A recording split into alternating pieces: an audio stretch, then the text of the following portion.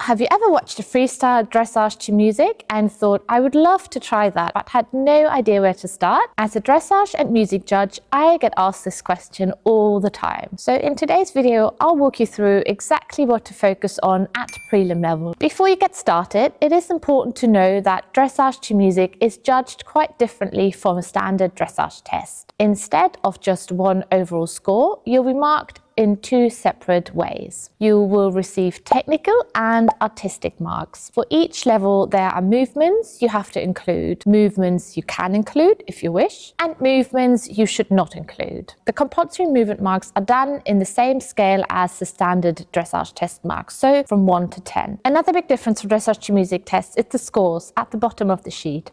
In standard tests, they're called collectives, but in freestyle competitions, they are replaced with the artistic mark. And the score is weighted times 4, so they are quite important. The music should match your horse and the way of going if you want to leave a good impression on the judges and make your tests flow nicely and feel harmonious. As judges, we are obviously always looking to award a 10 or a 9 wherever possible. My recommendation would be to start with your horse's best paces. It doesn't mean going straight from halt to canter, but ideally get there within the first few movements. One last thing to mention before we look at the compulsory movements is that there is a time limit on your test. So as a rider, you'll need to plan carefully and make sure that you make most of the available time. Okay, so let's see what movements you'll need to include at prelim level. First is the entry, and this is different to standard tests as you need to show a halt at the beginning rather than just going down the center line as most prelim tests. Also, the halt at the end, but I guess that's to be expected.